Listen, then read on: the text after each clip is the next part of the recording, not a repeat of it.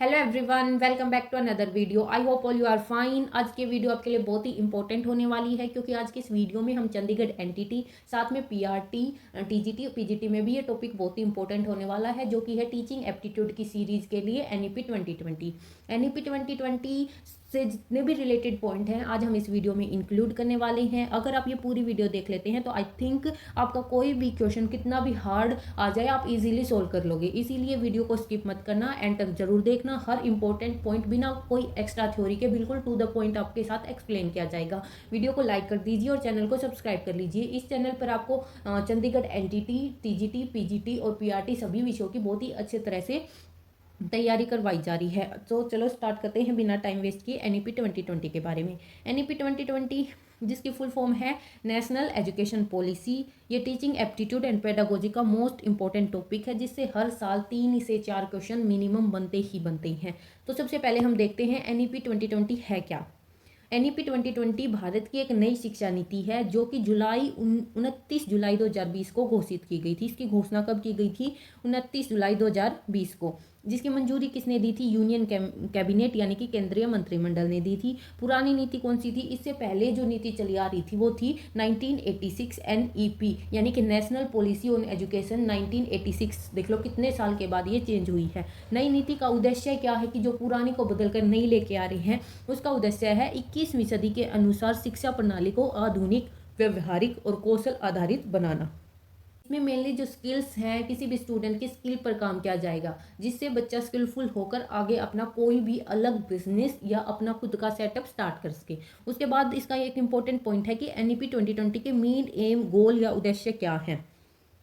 तो सबसे पहले बच्चे का होलिस्टिक डेवलपमेंट मतलब कि सर्वांगीण विकास, जिसमें उसका physical development, mental development, social development और इमोशनल, ये सारे एस्पेक्ट देखते हुए उसका सर्वांगीण विकास करना है। होलिस्टिक यानी कि 360 डिग्री पर उसका डेवलपमेंट। उसके बाद कंसेप्चुअल लर्निंग, उनको रटने की बजाय समझकर पढ़ना सिखाना है, कंसेप्ट को सीखना है। इस वीडियो में भी हम सिर्फ कंसेप्ट पर फोकस कर रहे हैं, कोई एक्स्ट्रा थ्योरी नहीं है, बिल्कुल टू द पॉइंट बातें आपको बताई जा रही हैं।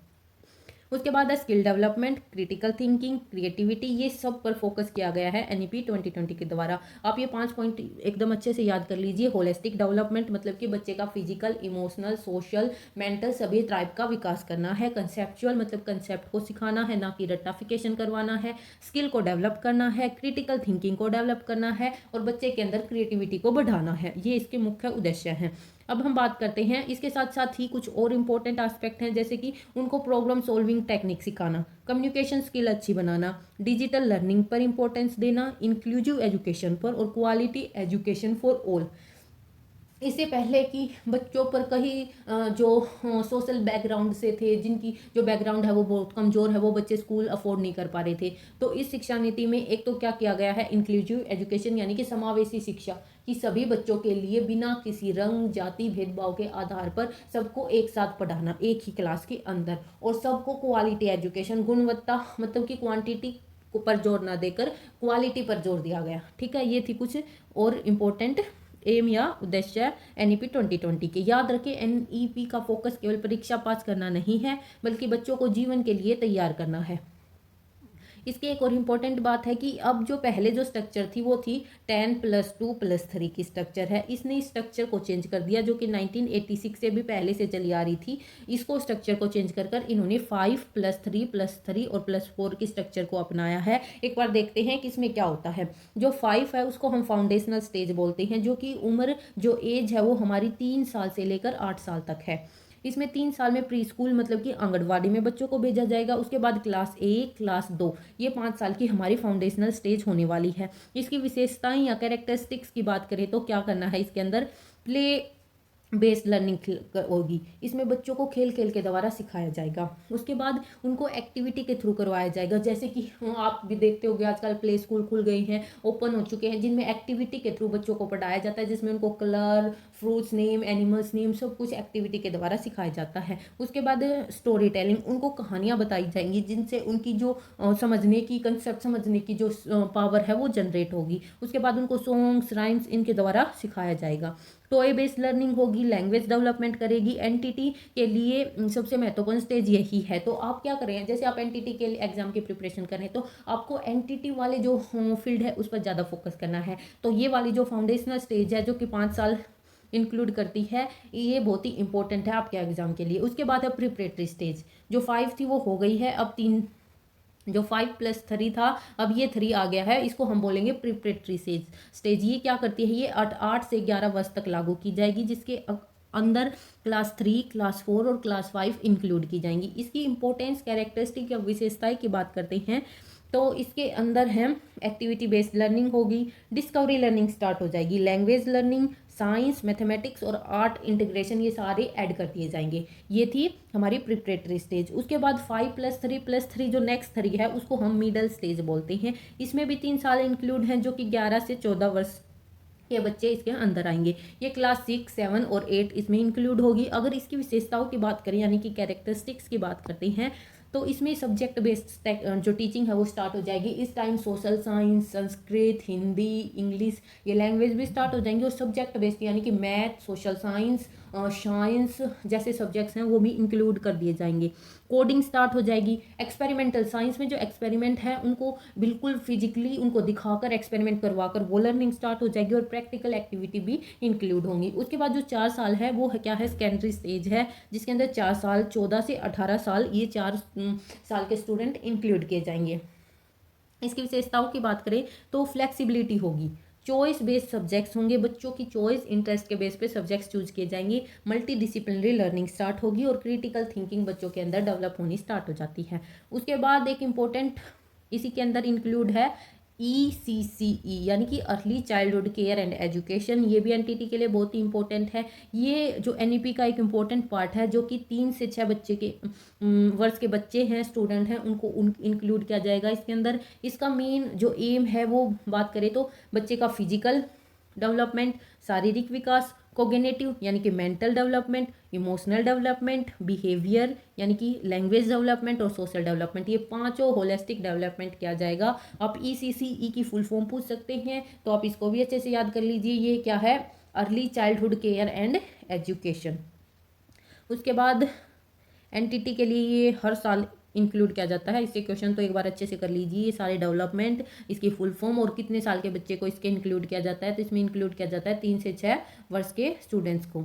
उसके बाद हम बात करते हैं foundational literacy and numeracy, FLN। ये भी बहुत बार पूछा गया है। FLN की फुल फॉर्म पूछ सकते हैं, इसका क्या मतलब है, क्या चीज़ें हैं, क्या रिलेट करता है। तो इसकी फुल फॉर्म है, हम बता सकते हैं, फाउंडेशनल लिटरेसी एंड न्यूमरेसी। मतलब कि कक्षा 3 तक का बच्चा, जो कि क्या है, कक्षा जब बच्चा 3 में या 3 को पार कर जाए तो हर बच्चे को पढ़ना, हिंदी, इंग्लिश जो भी है पढ़ना आना चाहिए, उसको लिखना आना चाहिए, मैथमेटिक्स में उसको गणना करनी आनी चाहिए, गणना, ये सारी चीज़ें उसको सीखनी होंगी। इसका उद्देश्य क्या है, इसका उद्देश्य है निपुण भारत मिशन।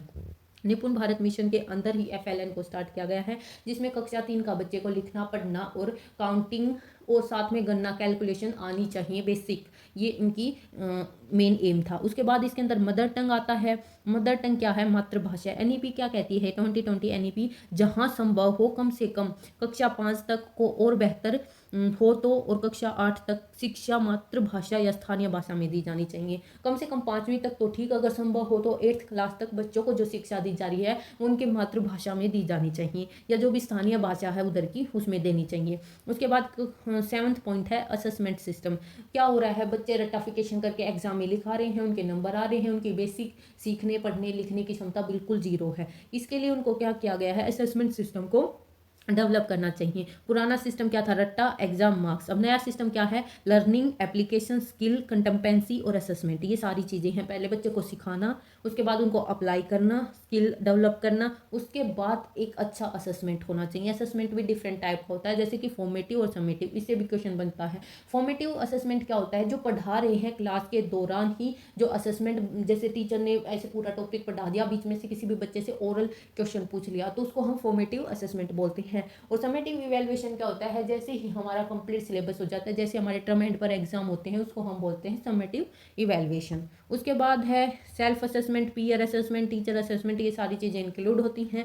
सेल्फ में बच्चे को खुद से सेल्फ असेस करना चाहिए, पीयर यानी कि अपने फ्रेंड्स के साथ असेसमेंट, और टीचर असेसमेंट, ये अलग अलग टाइप के असेसमेंट हो गई। उसके बाद रिपोर्ट कार्ड की बात आती है। ये सारे जो पॉइंट हैं ये NEP 2020 ने इंक्लूड किए हैं, इन्होंने सजेस्ट किए हैं। जो रिपोर्ट कार्ड है उसमें केवल अब स्कोर या मार्क्स ही नहीं होंगे, उसके अंदर शामिल होगा एकेडमिक, यानी कि कितने मार्क्स आए हैं एकेडमिक पढ़ाई से। उसके बाद बिहेवियर भी इंक्लूड होगा, उसकी कम्युनिकेशन स्किल कैसी है, क्रिएटिव कैसा है, स्किल कितनी डेवलप है, कितनी स्किल में उसने पार्टिसिपेशन किया, कितने प्रोग्राम्स में, सारी चीज़ें उसके रिपोर्ट कार्ड में इंक्लूड की जाएंगी।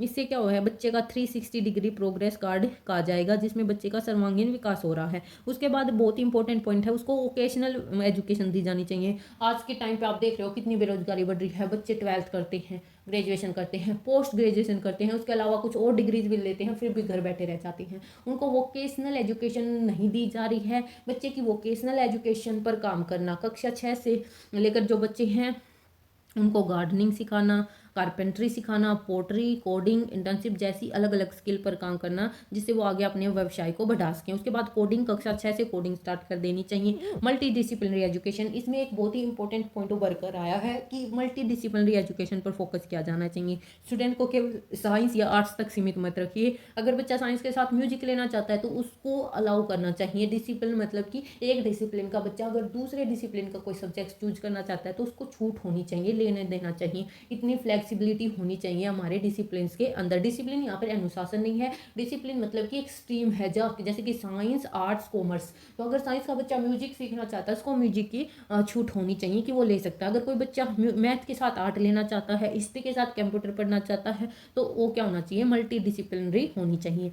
उसके बाद इसका एक इंपॉर्टेंट पॉइंट है कि बच्चों के अंदर इंक्लूसिव एजुकेशन होनी चाहिए। हर बच्चे को समान अवसर, चाहे कोई लड़की हो, लड़का हो, डिसेबल्ड चाइल्ड हो, इकोनॉमिकली वीकर सेक्शन से हो, सभी को एक साथ शिक्षा का अधिकार देना चाहिए। उसके बाद इसके अंदर टीचर्स की जो इम्पोर्टेंस रोल है वो सारी चीज़ें बताई गई हैं। जो NEP के अनुसार शिक्षक क्या है, सिर्फ पढ़ाने वाला नहीं है कि बोल के चला गया, बच्चों को समझ आया नहीं आया, बच्चों का काम सुनना है, नहीं। आज के टाइम पे जो शिक्षा है उसमें दोनों का इंटरेक्शन बहुत ही जरूरी है। बच्चे सिर्फ सुनेंगे नहीं, क्वेश्चन भी पुट करेंगे और समझेंगे भी। इसीलिए टीचर को भी बच्चों की प्रॉब्लम को समझना चाहिए। अलग अलग टाइप के टीचिंग मेथड्स यूज करने चाहिए, ऑडियो विजुअल्स ऐड यूज करने चाहिए, जिससे बच्चे के जो टॉपिक है वो इजीली वो लर्न कर सके। ठीक है, इसमें जो टीचर है आज के टाइम पे वो फैसिलिटेटर है, गाइड है और मेंटोर है, ना सिर्फ एक टीचर है, साथ में मोटिवेटर भी है। टीचर केवल लेक्चर नहीं देगा। उसके बाद एक एक्सपेरिमेंटल लर्निंग पॉइंट आता है। आप सिर्फ इन पॉइंट्स को याद रखो, आपके क्वेश्चंस है ना बहुत ही इजीली बन जाएंगे। नेक्स्ट क्लास में NEP 2020 के MCQ लेके आएंगे, जिसमें मॉक टेस्ट में हम प्रैक्टिस करेंगे कि हमारे कंसेप्ट कितने क्लियर हुए। अगर वीडियो हेल्पफुल लग रही है ना तो वीडियो को अभी से लाइक कर दीजिए, चैनल को सब्सक्राइब कर लीजिए। एक्सपेरिमेंटल लर्निंग यानी कि लर्निंग बाय डूइंग, जैसे कि उदाहरण हो गए प्लांट्स पढ़ाना है, बच्चों को गार्डनर में ले जाइए, वहाँ पे फ्लावर्स है उसकी स्ट्रक्चर दिखाइए, उसके ऑर्गन्स बताइए, जैसे कि ये पेटल है, ये सेपल है, ये एंथर है, ये सिग्मा है, ये ओवरी है, ये सारी चीज़ें उनको दिखाकर फिर समझानी चाहिए। अगर हम फ्लावर का कोई टॉपिक पढ़ा रहे हैं, लीफ कैसे, पिडंकल वगैरह सारी चीज़ें बहुत ही अच्छे से समझानी चाहिए। उसके बाद है क्वेश्चन 15, एक्टिविटी बेस्ड लर्निंग होनी चाहिए। Flash card, toys, glaze, role play, puzzle games entity के लिए बहुत ही इंपॉर्टेंट है। उसके बाद अगर आर्ट इंटीग्रेटेड लर्निंग बोले, जिसमें painting, dance, music, craft, drama, इनके माध्यम से पढ़ाना चाहिए। अगर टॉय बेस्ड लर्निंग है तो छोटे बच्चों को खिलौनों का कंसेप्ट देकर समझाना चाहिए। डिजिटल एजुकेशन भी इंक्लूड होती है कि ऑनलाइन लर्निंग को बढ़ावा देना चाहिए, जिसमें हम इंक्लूड करते हैं आजकल लगभग हर सरकारी स्कूल हो या प्राइवेट, उसके अंदर स्मार्ट क्लासेस हैं, डिजिटल कंटेंट है, ऑनलाइन लर्निंग है और ICT बहुत ही इंपॉर्टेंट है। ICT का अलग से एक सब्जेक्ट है इसमें चंडीगढ़ में, तो हम उसकी भी क्लासेस लेके आएंगे। उसके बाद इंडियन नॉलेज सिस्टम है, भारतीय संस्कृति, योग, आयुर्वेद, लोक कला, भारतीय भाषाएं को बढ़ावा देना। सस्टेनेबल डेवलपमेंट है, जिसमें environment, nature, water conservation, cleanness को विकसित करना है। अब हम इसका जितना भी पूरा ऊपर पढ़ा है उसको वन लाइनर के रूप में समझेंगे, जिससे हमारा एक रिविजन हो जाएगा। इस क्लास में आप सिर्फ पढ़ के नहीं जाएंगे, आप साथ में रिवाइज करके जाएंगे, आगे आपको कोई भी दिक्कत नहीं आने वाली। नेक्स्ट क्लास में हम प्रैक्टिस करेंगे, मॉक टेस्ट लगाएंगे NEP 2020 क्वेश्चन का। NEP लागू कब हुई? 29 जुलाई 2020 को लागू हुई है। पुरानी नीति कौन सी थी? इससे पहले जो एनईपी है वो 1986 यानी कि 1986 चली आ रही थी। उस अब नई संरचना क्या है? 5+3+3+4। अब आप इनका कमेंट करके बताना कि 5 कौन सी स्टेज है, 3 और 4 कौन सी स्टेज है, कमेंट करना। उसके बाद ईसीसी की फुल फॉर्म क्या है? कौन से साल के बच्चे इंक्लूड किए जाते हैं? फाउंडेशनल स्टेज है, उसमें कितने साल के बच्चे इंक्लूड किए जाते हैं? एफएलएन का क्या लक्ष्य है? एफएलएन मिशन किसके अंडर आता है? तो ये आता है निपुण भारत के। एफएलएन का लक्ष्य है कक्षा 3 तक के बच्चों को पढ़ना लिखना और कैलकुलेशन आनी चाहिए। उसके बाद कोडिंग 6 क्लास से स्टार्ट हो जानी चाहिए। रिपोर्ट कार्ड है वो 360 डिग्री प्रोग्रेस कार्ड है। टीचर फैसिलेटर है, मेंटोर है, गाइड है, मोटिवेटर है। लर्निंग है वो activity based, play based, experimental learning होनी चाहिए। मदर टंग जहाँ तक संभव हो, यानी कि 5 क्लास तक तो मातृभाषा या स्थानीय भाषा में पढ़ाना चाहिए। अगर संभव है तो क्लास 8 तक मदर टंग में पढ़ाने की कोशिश करनी चाहिए। ये थी हमारे एनईपी 2020 रिलेटेड हर छोटा से छोटा और बड़ा से पॉइंट हमने इंक्लूड किया है। इसके अलावा आपको कोई डाउट है तो कमेंट करके ज़रूर बताना। तब तक के लिए keep happy and keep learning.